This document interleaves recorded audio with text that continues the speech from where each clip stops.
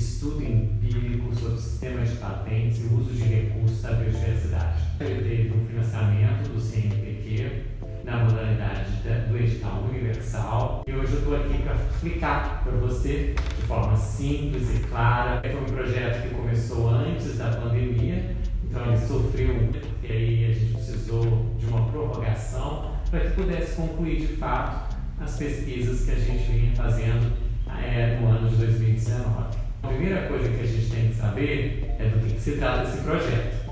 Então, meu nome é Marcos, eu sou professor titular da Universidade Federal de Juiz de Fora e sou pesquisador de produtividade do CNPq. Hoje eu vou falar sobre esse projeto cujo título é Estudo Empírico sobre o Sistema de Patentes e o Uso de Recursos da Biodiversidade.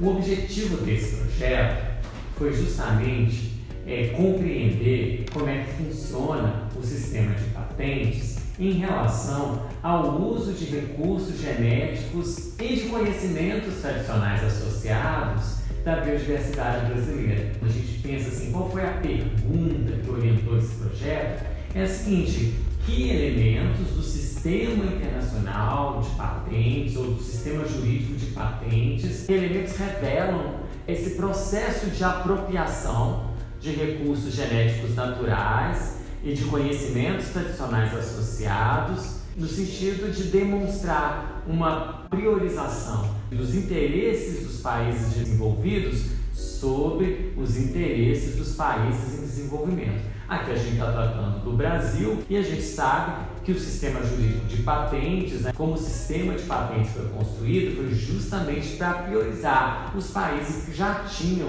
um grau avançado de industrialização.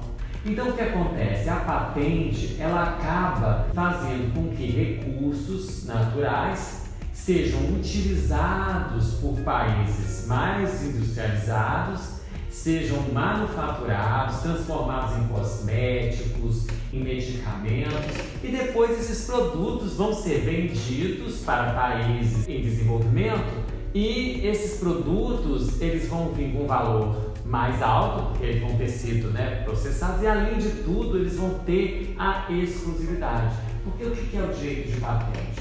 O direito de patente significa o seguinte, que se você tem um produto que é novo, tem uma atividade inventiva ali e tem uma aplicação industrial, você ganha uma carta patente. O que é uma carta patente? Você ganha o direito de explorar aquele produto por 20 anos e você vai ter a exclusividade sobre o uso desse produto. E se alguém quiser explorar esse produto, vai precisar explorar nas condições que você determinar. E se alguém utiliza sem autorização ou sem uma licença, essa pessoa vai sofrer as consequências legais desse uso indevido.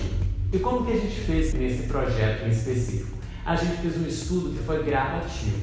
Primeiro a gente começou a entender como é que funciona a legislação. A gente tem uma legislação internacional que trata do direito de patente, é o Acordo sobre Direitos de Propriedade Intelectual relacionados ao comércio. É chamado Acordo TRIPS, a sigla em inglês mais utilizado, mas em português seria ADPIC. E além, o que aconteceu? Quando esse acordo é aprovado, e o Brasil ele vai ser signatário desse acordo, ele vai aderir a esse acordo, aí a gente vai precisar rever a nossa lei nacional de propriedade industrial. E aí a gente vai ter uma nova lei, o acordo é de 1994, e a gente vai ter uma nova lei, a Lei 9279 de 96, que vai estar de acordo com as diretrizes desse tratado internacional. Bom, esse é o tratado que cuida do direito de patente. Mas existe como a gente está tratando do uso de recursos da biodiversidade, a gente tem que entender um outro tratado internacional, que é a Convenção da Diversidade Biológica. Qual que era o objetivo dessa convenção? Era justamente proteger a biodiversidade e um uso racional, sustentável dos recursos genéticos naturais, dos recursos biológicos naturais, da biodiversidade. Além disso, o chamado compartilhamento de benefícios, ou seja, quem vai ter acesso a esses recursos. E por isso, a Convenção da Diversidade Biológica ela dá um protagonismo para o país que tem um recurso natural. E aí, a lei que vai regular a Convenção da Diversidade Biológica atualmente no Brasil é a Lei 13123 de 2015. Antes disso, essa convenção ela vinha sendo aplicada por meio de uma medida provisória que regulava questões afetas, né, ou específicas da convenção. Mas em 2015 a gente teve uma lei que foi aprovada, né, no Congresso Nacional, em que ela tratou dessas questões relativas não só à questão do uso sustentável da biodiversidade, mas também de proteção dos conhecimentos tradicionais, dos povos tradicionais, que seriam aqui os povos indígenas, os povos originários, os povos quilombolas, os povos ribeirinhos, ou seja, todos esses povos, né, que têm um modo de interagir com a natureza e de extrair recursos da natureza que caracteriza até esse uso mais racional e mais sustentável da biodiversidade. Veja que, comparando as duas legislações, a primeira está preocupada o quê? Com a proteção do capital. Ela está preocupada ali que, olha, o investimento que eu fiz para explorar esse recurso, para desenvolver um produto, eu preciso recuperar. Então essa é uma ideia para incentivar que mais pessoas se interessem em ter boas ideias e investir nessas ideias de novos produtos, novos medicamentos, novos cosméticos. Você tem que apoiar esse tipo de legislação que protege a sua criação intelectual.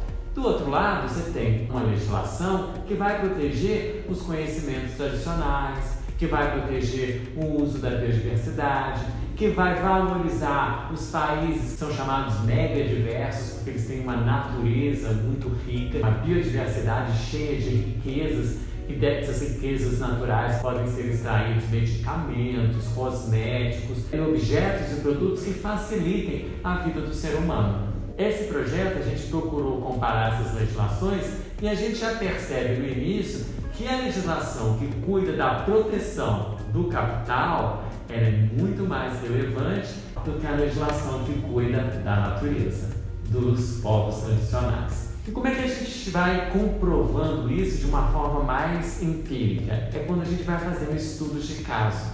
A gente fez vários estudos de caso ao longo desse período, envolvendo plantas como a carapanaúba, babaçu, mirantã. Então todas essas plantas elas são utilizadas por povos tradicionais, como por exemplo a carapanaúba. A carapanaúba ela tem efeito vasodilatador, contra a malária, contra a hepatite. Ela tem no uso tradicional dela. E nós encontramos nos bancos de patentes que faziam referências específicas a essa planta e com um uso bem similar. O mesmo acontece com o mirantã, e nós encontramos um número de patentes em que se fazia referência ao mirantã para justamente o quê? Disfunção erétil em alguns casos, em outros casos contra o estresse. E o babaçu nós fizemos o mesmo processo, né? Uma busca mesmo no sistema de patente.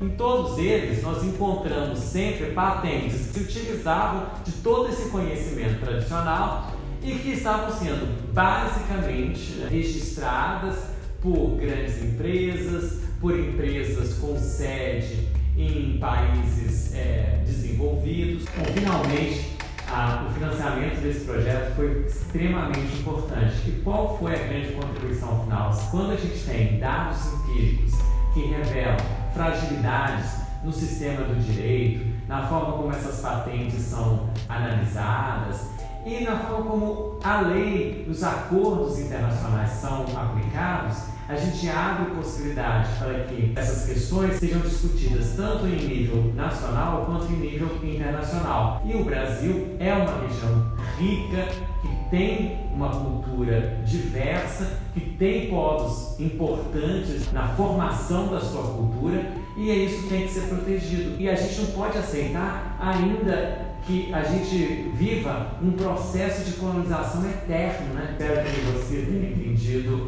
a importância desse projeto e deixo aqui ao final meus mais sinceros agradecimentos ao CNPq pela essa oportunidade de produzir ciência no Brasil. Muito obrigado.